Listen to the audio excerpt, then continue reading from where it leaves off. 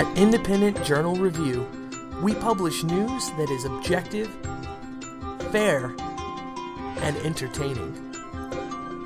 As one of the top websites in the United States, it's our duty to bring the absolute best to our readers. Readers like you. IJReview.com, your number one source for news and entertainment.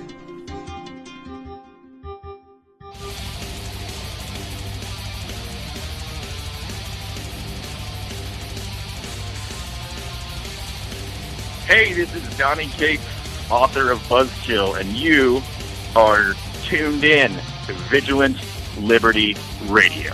Get it on.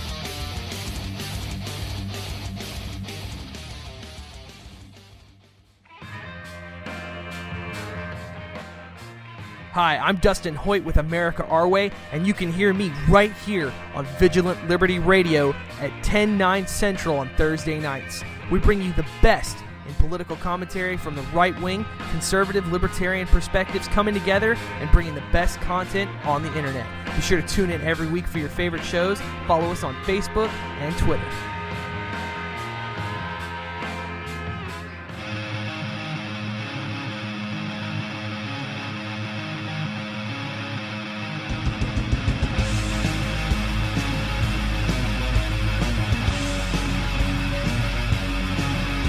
This is Ed Morrissey of HotAir.com, and you're listening to Vigilant Liberty Radio.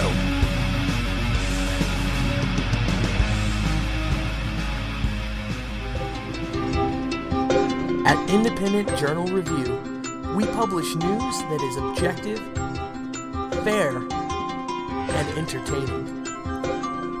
As one of the top websites in the United States, it's our duty to bring the absolute best to our readers. Readers like you. IJReview.com, your number one source for news and entertainment.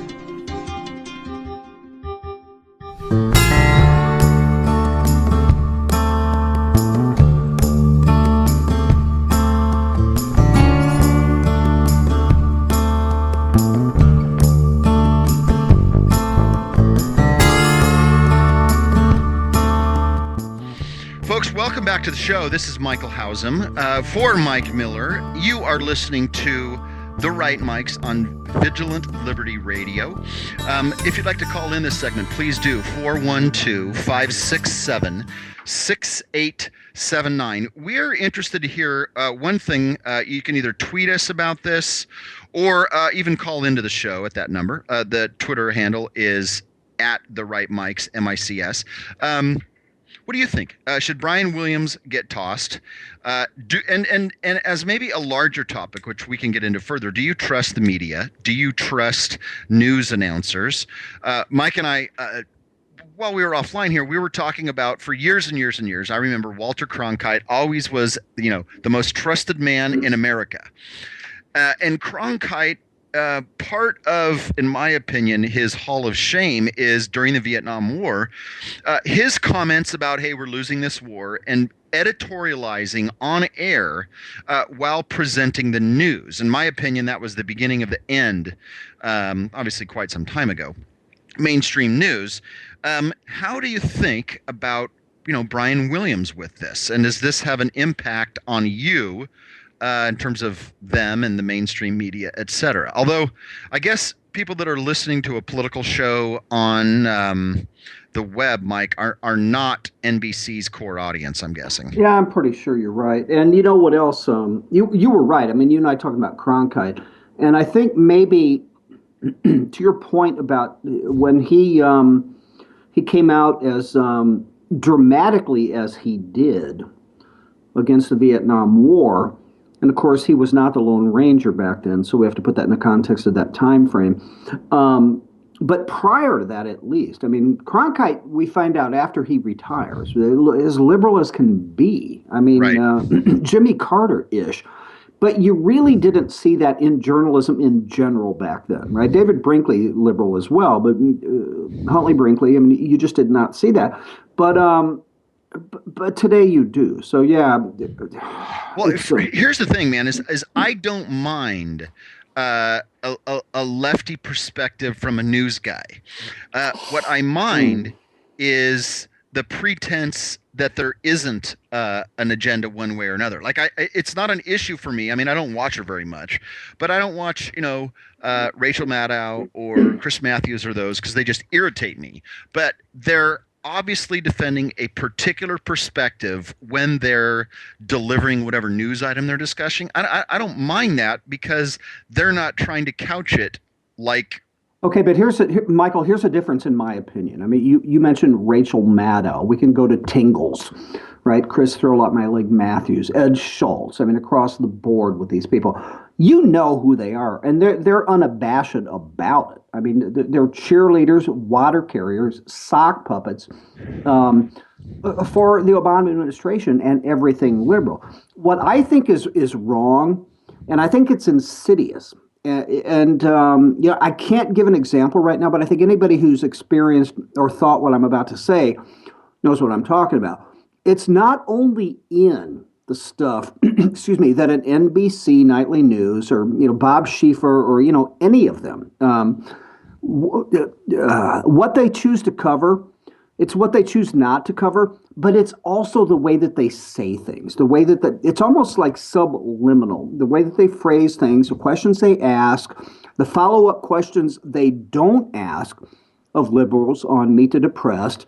That's the kind of stuff to me that I object to. But no, if just somebody like Rachel Maddow or Melissa Harris Perry comes out and spews what they spew, fine. I just don't watch it, right? But it's the other part that bothers me. Yeah, and I get that. You know what is funny? As soon as I said that, thinking about, mentioning Maddow and Matthews, those are like O'Reilly, like Hannity. They're not news programs. They're talk shows or personality driven. I don't know what Shepard Smith's political opinions are. In fact, I've heard that he's kind of a lefty guy. He's supposed to be liberal, as is Greta. I haven't even heard anything about Greta. I mean, I've heard the stuff, and I know that Shep's gay, but that doesn't necessarily dictate, obviously, a political position. No. My assumption is that Bret Baier's conservative. Mm-hmm. I don't know about Chris Wallace. I think. I think that's a compliment to Chris Wallace because I feel the same way. And the reason you don't know and I don't know is because he is equally hard on both sides. Right. And I mean, Shep definitely editorializes, no question about it. There's no question about it. But I don't, it's not like, even when he does that, it's not really political, at least not in my opinion. I don't know. Maybe maybe not so much as it is. Sometimes it's social issue related, and that may get back to what you said earlier. And listen, let me back up the bus just a second. I would defend Bill O'Reilly and take him out of the category of Sean Hannity in the same respect of Chris Wallace, although Bill is much more bombastic. Bill will equally grill both sides, whereas Sean Hannity, I've said this for years. I mean, he's a political hack. He's a right-wing political hack, and that may surprise some of my conservative friends. But as I've said for years, Barack Obama could walk on water, cure cancer, and establish everlasting world peace, and Hannity would find a way to either criticize him or not give him credit for it. Oh, absolutely. If Obama came out and said, tomorrow I'm enacting a ban on minimum wages because minimum wage is one of the most harmful things in the economy to minorities, to the youth, to job growth. I've now discovered, and I realize it's the worst thing ever, which would make me sing. I would be one of the happiest people in America if that happened. Hannity would criticize it. Yeah, he would. He's doing it politically, or there's something behind it. Now, on the other side of the coin, from Hannity, the other people we're talking about, Chris Matthews, Rachel Maddow, the Barack Obama, as I've said, again, another just kind of thing I guess I find humorous that I have coined. Barack Obama could set George Bush on fire, paint the White House red, and declare himself to be a fill in the blank, And they would still support that, as would Absolutely. 75% of the Obama bots. So there, listen, there are hacks on both sides of the coin. It's going to be interesting to see again what happens with Williams. I know we've talked about this for maybe more time than we needed to, but this is good stuff. All right. No. By the way, thinking about news, did you? I don't know if you had a chance to look at it. That link I sent you about 60 Minutes of Steve Kroft. Well, let's talk about Steve. I've been kind of following this accidentally. Oh, you have? Oh, okay. What a smarmy dude.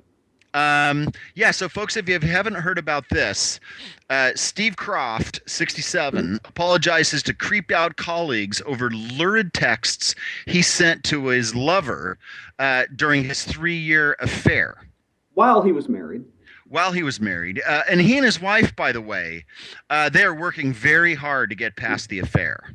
I know, and I'm praying for him. I got to tell you this, man. I look here at a picture of Steve Kroft's wife, and I look at a picture of Steve Kroft's girlfriend, and I've got bigger questions for Steve Kroft. Well, Steve Kroft was not thinking through his brain, obviously. He obviously. Neither of these women are. I don't know, man. I mean, you're a 7-figure-a-year powerful dude. I just think in both cases you could do a lot better than that. Anyway, that's not the point of bringing this up the topic. So it's a different deal. It's a, how does what happens in someone's private bedroom have anything to do with who they are and all that kind of thing. But the texts back and forth between Kroft and his girlfriend, dude, they made me laugh out loud. I mean, this is like something off of BuzzFeed, like right? The 10 most sexually lurid texts we've seen all year. And except for that just happens to be from 60 Minutes Steve Kroft to his girlfriend. Wouldn't it be off? Listen, we've all done stuff that we wouldn't like publicize, haven't we? I have sent. Well, anyway, yes. Yeah, I mean, I'm just supposing. Okay? And I am at the front of the line in at least this troika, the three of us here, I'm guessing. But wouldn't it be awful to them to not only have it made public, down to tweets and emails and stuff, but be famous enough that people actually cared to read about it and shared it? I mean, how embarrassingly awful would that be? Oh, yeah, that there's articles in multiple national news sites with the tweets that you sent. Now, here's the thing, is that sexting and sexually lurid messages, I think that's totally cool. I think that is a modern-day part of any awesome, healthy relationship. You know what? I'm with you there. Yeah, totally dig it. Now, Dan Fitzgerald just said this is why he can't run for elected office.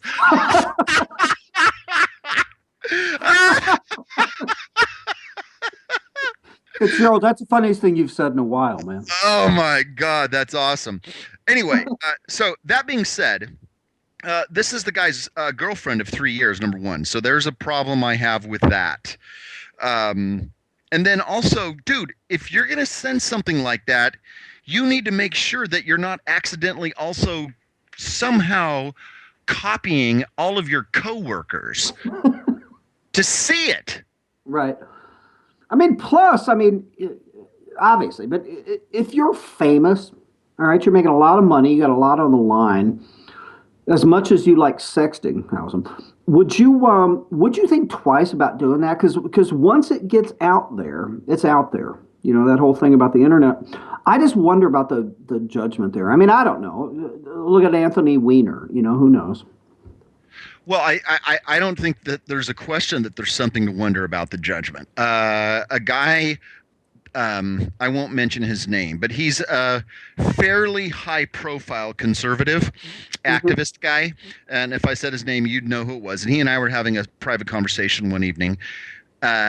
And he was talking exactly about that with regards to women. He had made a joke about we were just kind of joking back and forth, let's say that. And then he stopped and he said, that I don't actually do that kind of stuff in real